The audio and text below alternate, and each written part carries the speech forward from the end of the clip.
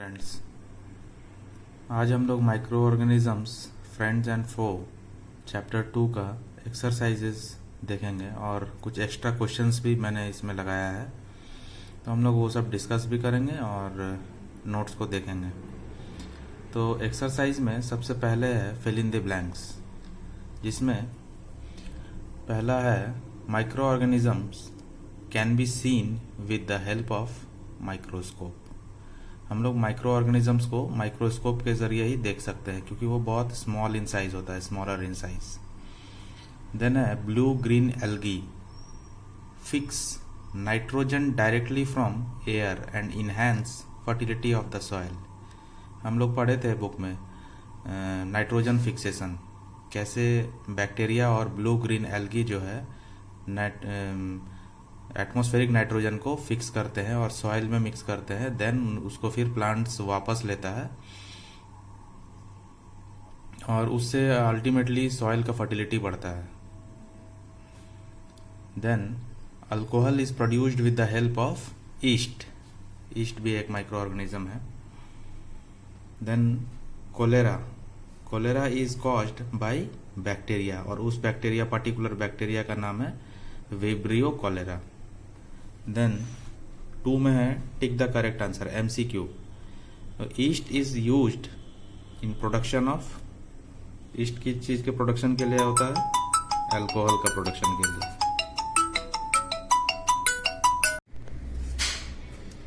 B है the following is an antibiotic. इनमें से एंटीबायोटिक कौन है? सोडियम बाइकार्बोनेट, स्ट्रेप्टोमाइसिन, अल्कोहल और ईस्ट।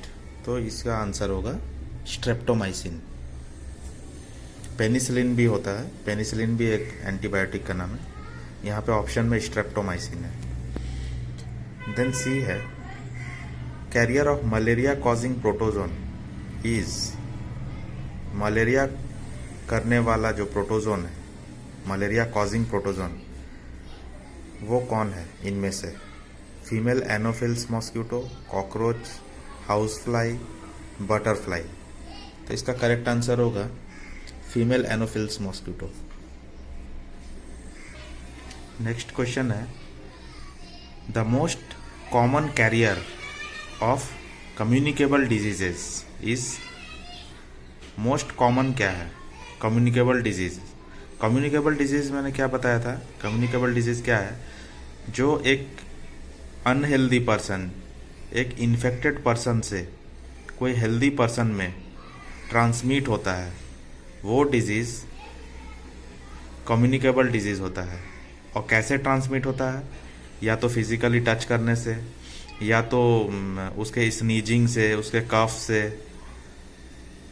या तो उसके फूड से। तो ऐसे कम्युनिकेबल डिजीज जो वन पर्सन से दूसरे पर्सन को ट्रांसमिट हो सकता है, वैसे डिजीज को कम्युनिकेबल डिजीज बोलते हैं। तो वो जनरली इनमें से कौन से ऑप्शन जो दिया हुआ है, कैरियर दिया हुआ है, इनमें से कौन उसको जनरली कैरी करता है? उसका आंसर होगा हाउस फ्लाई, मक्खी। सबसे ज़्यादा ये जिम्मेदार होता है house fly. House fly communicable disease को कैरी करता है। देन क्वेश्चन है द ब्रेड और इडली डफ राइजेस बिकॉज ऑफ। ब्रेड और इडली का जो डफ तैयार करते हैं वो ऊपर की तरफ उठ जाता है, राइज होता है। क्यों? क्योंकि उसमें ईस्ट का ग्रोथ होता है, ग्रोथ ऑफ ईस्ट सेल, और ईस्ट सेल उसमें रेस्पिरेशन करता है, ब्रीद करता है। तो उसके वजह से वो इडली का जो डफ है वो राइज होता है। देन है the process of conversation, the process of conversion of sugar into alcohol is called. Sugar का अल्कोहल में कन्वर्ट होना, उस प्रोसेस को क्या बोलते हैं? उस प्रोसेस को बोलते हैं fermentation. Then match the following. Match the following को मैंने डायरेक्टली आंसर करके यहाँ पे मेंशन कर दिया है, आप लोग बुक से देख लीजिएगा एक बार। तो इसमें मैच करने का जरूरत नहीं है, डायरेक्ट आंसर उसके सामने में मैंने लिखा है। बैक्टीरिया कॉजिंग कोलेरा, बैक्टीरिया से कोलेरा नाम का एक डिजीज होता है। राइजोबियम, राइजोबियम क्या है? एक बैक्टीरिया का नाम है। तो राइजोबियम जो है वो फिक्सिंग नाइट्रोजन फिक्स करता है। लैक्टोबैसिलस ये भी बैक्टीरिया है। ये किस काम आता है? कर्ड बनाने का काम आता है, दही बनाने का काम आता है। तो सेटिंग ऑफ कर्ड। ईस्ट किस काम आता है? Baking of bread. प्रोटोजोन, अब प्रोटोजोन क्या करता है? कॉजिंग मलेरिया कॉज करता है, मलेरिया करता है। Virus causing AIDS. Next question number 4 है, can micro organisms be seen with the naked eye? क्या खुले आंखों से माइक्रो ऑर्गेनिज्म को देखा जा सकता है? If not, how can they be seen? अगर नहीं देखा जा सकता तो कैसे वो लोग देखा जा सकता है? तो इसका आंसर ये है, the micro organisms can not be seen, the micro organisms can not be seen with our naked eyes because they are very small in size. Fungus is one of them which grows on bread. Can be seen with a magnifying glass. Others cannot be seen without the help of a microscope. तो micro organism जो है खुले आंखों से देखा नहीं जा सकता। नेकेड आइज मीन्स खुले आंखें से देखा नहीं जा सकता है क्योंकि वो लोग बहुत छोटे होते हैं साइज में।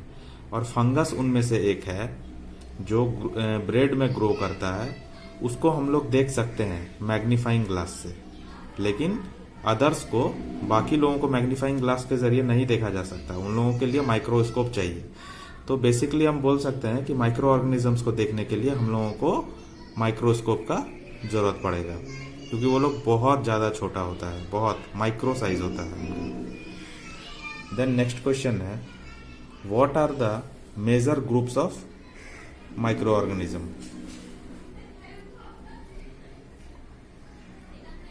Major groups of microorganisms are bacteria, fungi, protozoans, algae, viruses. Then next question है, name the microorganisms which can fix atmospheric nitrogen in the soil. कौन से ऐसे माइक्रोऑर्गेनिजम्स है जो एटमॉस्फेरिक नाइट्रोजन को फिक्स करते हैं सॉइल में? तो पहला हो गया रिजोबियम जो एक बैक्टीरिया है, एजोटोबैक्टर जो एक बैक्टीरिया है, clostridium, certain blue green algae, कुछ ब्लू ग्रीन एल्गी भी होते हैं जो नाइट्रोजन, एटमॉस्फेरिक नाइट्रोजन को फिक्स करते हैं सॉइल में। तो ये बहुत ही इंपॉर्टेंट क्वेश्चन है, तो ये पूछा ही जाता है एमसीक्यू में, तो हमेशा पूछा जाता है। रिजोबियम और एजोटोबैक्टर जरूर याद रखो। नेक्स्ट क्वेश्चन है, write 10 lines on the usefulness of micro organisms in our life. हमारे जीवन में माइक्रो ऑर्गेनिजम्स का कहाँ कहाँ यूजफुल होता है, कैसे कैसे यूजफुल होता है, उस पर 10 लाइन लिखने को कहा गया है। तो सबसे पहला है, micro organisms are used in baking, pickling and in many food making processes. Baking करने में, बेकिंग इंडस्ट्री में, पिकलिंग अचार, जैम, सॉस, ये सब बनाने में, और भी बहुत सारे फूड मेकिंग प्रोसेसेस में यूज होता है। देन नंबर 2 है लैक्टोबैसिलस जो एक बैक्टीरिया का नाम है, helps in the formation of curd from milk.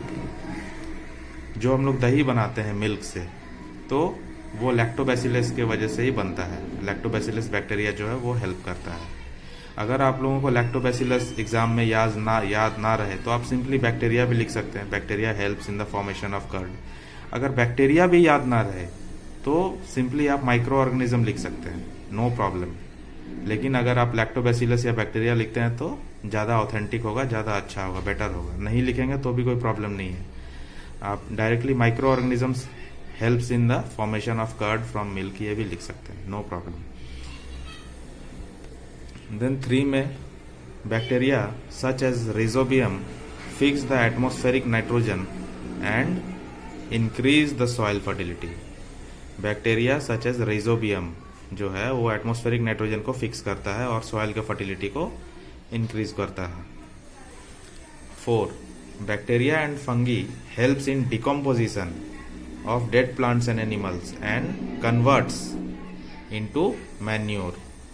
Bacteria and fungi जो है डिकम्पोजिशन करता है, जो प्लांट्स एंड एनिमल डेड हो जाते हैं और वो पड़े रहते हैं तो उसको वो सड़ाते हैं। सड़ाना मीन्स डिकम्पोज करना, डिकम्पोज करते हैं और उसको मिट्टी में मिला देते हैं। देन वो मैन्योर बन जाता है, और मैन्योर बनता है तो वो सॉइल के फर्टिलिटी को बढ़ाने में हेल्प करता है।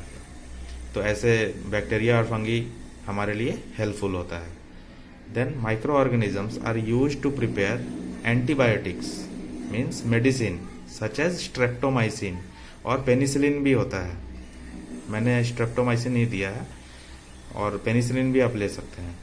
तो ये मेडिसिन एंटीबायोटिक्स जो माइक्रो ऑर्गेनिजम्स को यूज करके बनाया जाता है। Then microbes are also use to prepare vaccines. Vaccine बनाने में भी माइक्रोब्स का यूज होता है। वैक्सीन्स आजकल तो सब कोई वैक्सीन के नाम से बहुत अच्छे से प्रचलित हो गया है, सब कोई को पता होगा, अवेयर हो गए हैं कि वैक्सीनेशन कितना इंपॉर्टेंट है कोरोना वायरस के अगेंस्ट लड़ाई में। वैक्सीन में क्या होता है, जनरली वैक्सीन में डेड और वीक जो माइक्रो ऑर्गेनिज्म है, वायरस के केस में अगर देखेंगे तो डेड और वीक वायरस जो है उसको हमारे बॉडी में इंजेक्ट किया जाता है, डाला जाता है, और हमारा बॉडी उसके अगेंस्ट फाइट करता है और एंटीबॉडी को डेवलप करता है, और वो प्रिपेयर हो जाता है, हमारा बॉडी प्रिपेयर हो जाता है फ्यूचर के लिए। फ्यूचर में कभी वायरस हमारे बॉडी में आए तो उससे फाइट कर सके। तो ये वैक्सीनेशन हुआ, इसको ही प्रोसेस को वैक्सीनेशन बोलते हैं। तो ऐसे माइक्रोब्स हमें हेल्प करते हैं। Then yeast is used in the production of alcohol and wine. Bacteria and yeast are also helpful for fermentation of rice idlis and dosa batter. Rice idli dosa batter बनाने के लिए हमें बैक्टीरिया और ईस्ट का help लेना पड़ता है फर्मेंटेशन के लिए। Then Acetobacter aceti is used for producing acetic acid from alcohol. Bacteria are also involved in making cheese. Some microorganisms are taken as probiotic which provide health benefits. तो मैंने 11 दिया है, क्वेश्चन में तो 10 ही बोला है। आप लोग इसमें से कोई भी 10 चूज कर सकते हैं आपके अकॉर्डिंग। नेक्स्ट क्वेश्चन है, right short note, right a short paragraph on the harms caused by micro organism. अभी तो हम लोगों ने यूजफुलनेस देखा माइक्रो ऑर्गेनिजम्स का, और अभी हमारा नेक्स्ट क्वेश्चन आ गया कि क्या माइक्रो ऑर्गेनिज्म से क्या क्या हार्म्स हमें हो सकते हैं। तो उसे मैंने पॉइंट वाइज एक्सप्लेन किया है ताकि आपको याद रखने में इजी हो। आप चाहें तो इसको पैराग्राफ में भी लिख सकते हैं, मैंने पॉइंट वाइज इसलिए दिखाया है क्योंकि आपको याद रखने में ईजी होगा। डायरेक्टली पॉइंट याद रख ले, harming humans, harming kettles, harming plants, harming food. Harming foods कैसे, तो हम लोग पढ़ते हैं। हार्मिंग ह्यूमंस, ह्यूमंस को कैसे हार्म्स करते हैं। They can cause diseases in human beings such as tuberculosis, cholera, skin diseases etc। इस तरह से ह्यूमन को हार्म करता है micro organism. Then harming cattles, micro organisms such as viruses causes foot and mouth disease in cattles. Cattles में गाय, buffalo, जो भी है कैटल्स को भी हार्म करता है ये वायरस या माइक्रो ऑर्गेनिजम्स। देन है हार्मिंग प्लांट्स, प्लांट्स को कैसे हार्म करता है। Micro organisms reduces the productivity of the plants and causes many plant diseases such as tobacco mosaic virus, that is TMV, leaf spots, rust etc. Harming foods, microorganisms are mainly responsible for food spoiling. Food जो खराब होने लगता है रखने से, बहुत देर रखे रहने से फूड खराब होने लगता है। क्यों? क्योंकि उसमें माइक्रो ऑर्गेनिजम्स आ जाते हैं और माइक्रो ऑर्गेनिजम्स ही रेस्पॉन्सिबल है फूड के स्पॉइल होने के लिए। तो ऐसे आप पॉइंट वाइज भी याद रख सकते हैं। पॉइंट याद रखेंगे तो, छोटा पॉइंट याद रखेंगे तो आपको इजी होगा एग्जाम्स में। जस्ट पॉइंट को याद रखें और एग्जाम्स में एक्सप्लेन कर दीजिए। नेक्स्ट क्वेश्चन है, what are antibiotics, what precautions must be taken while taking antibiotics. तो एंटीबायोटिक्स क्या है, what are antibiotics. Antibiotics are medicines prepared from microorganisms to kill disease causing microorganisms। जो माइक्रो ऑर्गेनिज्म डिजीज़ कॉज करता है, disease करता है, उसको मारने के लिए, उसको किल करने के लिए हम लोग एंटीबायोटिक्स लेते हैं। और एंटीबायोटिक्स जो है वो माइक्रो ऑर्गेनिज्म से ही बनाया जाता है और माइक्रो ऑर्गेनिज्म को ही किल करने के लिए बनाया जाता है। लेकिन उन माइक्रो ऑर्गेनिजम्स को किल किया जाता है जो डिजीज़ कॉज करता है, जो डिजीज़ करता है। एग्जाम्पल्स है वैसे एंटीबायोटिक का स्ट्रेप्टोमाइसिन, पेनिसिलिन, टेट्रासाइक्लिन, ईटीसी और भी है। Then what precautions must be taken while taking antibiotics. Antibiotics लेने से पहले हम लोगों को क्या ध्यान में रखना चाहिए? तो the precautions to be taken while taking antibiotics are as follows. Antibiotics should be taken under the supervision of a well qualified doctor. well qualified doctor के अंडर में ही एंटीबायोटिक्स लेना चाहिए, ऐसे ही खुद से नहीं ले लेना चाहिए, डॉक्टर्स के अंडर में ही लेना चाहिए। Course oblique doses to be followed as per the doctor's prescription. Doctors ने जैसा डोज लेने के लिए बोला है, 1 टाइम 2 टाइम या 1 नंबर 2 नंबर कितना लेना है, तो उसके हिसाब से ही हमें डोजेस भी लेना है, प्रेस्क्रिप्शन के हिसाब से। डॉक्टर्स ने जो प्रेस्क्रिप्शन दिया है, खुद से नहीं डिसाइड करना है। Then should be taken in right amount, और राइट अमाउंट में भी लिया जाना चाहिए। जितना उसका अमाउंट लेने का है, वो 1 गोली है, 2 गोली है, तो जितना प्रेस्क्राइब किया गया है उतना ही लेना चाहिए, तो ही हमें अच्छे रिजल्ट्स मिलेंगे एंटीबायोटिक्स के। देन नेक्स्ट क्वेश्चन मैंने यहाँ पे दिया है, ये एक्स्ट्रा क्वेश्चन है जो कि इम्पॉर्टेंट है, जो एक्सरसाइज में नहीं था, तो मैंने इसका भी बना दिया है नोट्स। तो ये जानना भी बहुत ज़रूरी है, इम्पॉर्टेंट है। Where do micro organisms live, ये हमें पता होना चाहिए। माइक्रो ऑर्गेनिजम्स कहाँ रहते हैं, कहाँ मिलते हैं माइक्रो ऑर्गेनिजम्स? तो micro organisms can be found everywhere in the environment. Environment में हर जगह माइक्रो ऑर्गेनिजम्स पाए जाते हैं। From ice cold climate to hot springs and deserts to marshy land. Marshy land माने दलदली एरिया जहाँ पे पानी जमा हुआ रहता है, कीचड़ रहता है, वो मार्शी लैंड। डेजर्ट तो हर जगह पाया जाता है। They are commonly found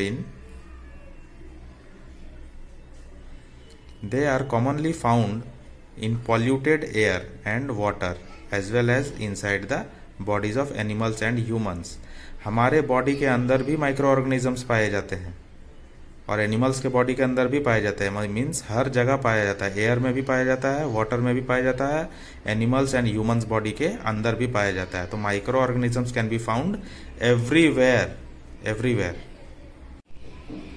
next important question मैंने दिया है, short note on nitrogen cycle. Nitrogen cycle का जो क्वेश्चन है ये बहुत इंपॉर्टेंट है और एक्सरसाइज में नहीं है, तो मैंने इसको इंक्लूड किया है नोट में।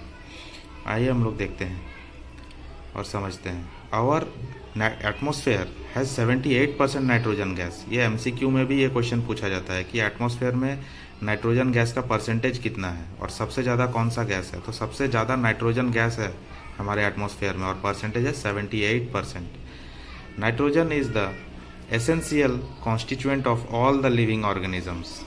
सारे लिविंग ऑर्गेनिजम्स का एक एसेंशियल कॉन्स्टिट्यूएंट है, ये एसेंशियल पार्ट है। The atmospheric nitrogen can not be taken directly by plants and animals. ये नाइट्रोजन, एटमॉस्फेरिक नाइट्रोजन जो है, एटमॉस्फेयर में जो नाइट्रोजन है, उसको plants and animals directly use नहीं कर सकता है। तो certain bacteria and blue green algae present in the soil fixes the atmospheric nitrogen into compounds of nitrogen। तो कुछ बैक्टीरिया होता है, सर्टेन बैक्टीरिया और कुछ ब्लू ग्रीन एल्गी होता है जो सॉइल में प्रेजेंट होता है, उसको क्या करता है, वो फिक्स करता है, एटमॉस्फेरिक नाइट्रोजन को फिक्स करता है। किसमें? कंपाउंड्स ऑफ नाइट्रोजन में, जो यूजेबल कंपाउंड होता है, जिसको हम लोग सबको यूज कर सकता है, ऐसे में वो कन्वर्ट करता है। एटमॉस्फेरिक नाइट्रोजन को नाइट्रोजन में कन्वर्ट करता है, यूजेबल नाइट्रोजन में। These usable compounds are used by plants root from the soil। और ये जो यूजेबल कंपाउंड बन गया, यूजेबल नाइट्रोजन बन गया, उसको सॉइल से प्लांट रूट जो है वो यूज करता है। And animals feeding on plants also get this nitrogen compounds. और जो एनिमल्स वो प्लांट्स को खाते हैं, फीड करते हैं उस पे, जो खाते हैं, तो उनके एनिमल्स के अंदर भी वो नाइट्रोजन कंपाउंड्स चला जाता है। तो ये नाइट्रोजन फिक्सेशन का भी अगर क्वेश्चन आए तो यहाँ से नाइट्रोजन फिक्सेशन का भी आंसर आप कर सकते हैं। देन है when plants and animals dies the nitrogenous wastes from their bodies converted into nitrogenous compounds to be used by plants again. जब प्लांट्स एंड एनिमल मर जाते हैं, डाई हो जाता है, तो नाइट्रोजिनस वेस्ट उनके बॉडी में जो रहता है उसको नाइट्रोजिनस कंपाउंड्स में कन्वर्ट किया जाता है और फिर से उसको प्लांट्स यूज करते हैं, क्योंकि वो फिर से वो मिट्टी में आ जाता है मर जाने के बाद। This conversion is generally done by bacteria and fungi by decomposition. जब प्लांट्स एंड एनिमल्स डाई होता है, मर जाता है, तो वो डिकम्पोज होता है प्लांट बैक्टीरिया एंड फंगी के द्वारा। जब वो डिकम्पोज होता है, डिकम्पोज होकर के वो मिट्टी में मिल जाता है और उसके बॉडी में जो नाइट्रोजिनस वेस्ट है वो नाइट्रोजिनस कंपाउंड में कन्वर्ट किया जाता है और फिर से वो मिट्टी में आ जाता है और फिर से वो प्लांट यूज करता है। तो ऐसे करके नाइट्रोजन जो है अपना साइकिल चलाते रहता है। Some other bacteria convert some part of them into nitrogen gas which goes back into the atmosphere. As a result, percentage of nitrogen remains constant in the atmosphere. तो उनमें से कुछ बैक्टीरिया ऐसा भी होता है जो कुछ पार्ट को नाइट्रोजन गैस में भी कन्वर्ट करता है और वो डायरेक्टली एटमॉस्फेयर में चला जाता है और फिर से एटमॉस्फेयर में परसेंटेज जो है नाइट्रोजन का वो कांस्टेंट रहता है, कम नहीं होता है। तो नाइट्रोजन साइकिल ऐसे चलता रहता है और नाइट्रोजन साइकिल के अंदर में ही आपको इस पार्ट में आपको नाइट्रोजन फिक्सेशन का क्वेश्चन भी कवर हो जा रहा है। देन नेक्स्ट क्वेश्चन है what are pathogens. Microorganisms causes diseases to us and such disease causing microorganisms are called pathogens. जो माइक्रोऑर्गेनिज्म हमें डिजीज करता है, जिससे हमें डिजीज हो जाता है, उन माइक्रोऑर्गेनिजम्स को ही पैथोजेंस कहा जाता है। What are communicable diseases. These diseases the diseases which are transmitted from an infected person to a healthy person by air, water, food and physical contact. Example common cold, cholera, etc.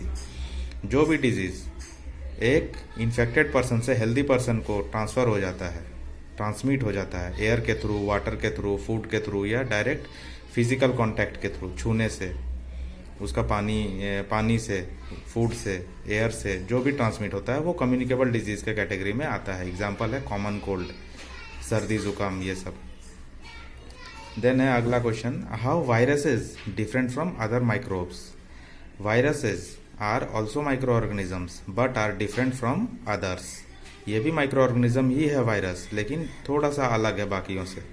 They multiply themselves only inside the bodies of host organisms which may be bacterium, plant और animal. Common elements like cold, influenza, flu, coughs or are caused by viruses. Serious diseases like polio and chickenpox are also caused by virus. Then एक और question है, diseases caused by protozoa, bacteria and fungi. तो ये आपको ध्यान में रखना है, क्वेश्चन आता है शॉर्ट क्वेश्चन या फिर MCQ में भी पूछा जाता है। तो dysentery and malaria caused by protozoa, typhoid and tuberculosis जिसको टीबी बोलते हैं शॉर्ट में, अगर याद ना रहे तो टीबी भी लिख सकते हैं, caused by bacteria. Fungal I infections and rust of wheat in plant caused by fungi. तो फंगी से हो गया, बैक्टीरिया से हो गया और प्रोटोजोआ से हो गया, सबका दो दो डिजीज हम लोग याद रखेंगे। और यहाँ पे हम लोग वायरस का तो देख ही लिए, polio, chicken pox, cold, influenza, cups, virus का भी देख लिए, क्योंकि ये सब क्वेश्चंस शॉर्ट क्वेश्चंस में आता है और MCQ में भी आ जाता है, तो हमें ये ध्यान रखना इम्पोर्टेंट भी है। तो हम लोग चैप्टर को यहाँ पे क्लोज करते हैं। और आप लोगों का कोई क्वेरी होगा या फिर कोई क्वेश्चन होगा तो कमेंट सेक्शन में ज़रूर पूछिए और बताइए, और क्या किस चीज़ पे नोट्स चाहिए और किस पे क्या करना है और वर्क करना है मुझे बताइए। हम लोग मिल करके उस पर काम करेंगे और आगे का चैप्टर्स को अच्छे से भी देखना है। तो अभी के लिए इतना ही, और वीडियो अगर पसंद आया तो लाइक शेयर और सब्सक्राइब कीजिए ताकि सबको हेल्प हो सके। Thank you so much.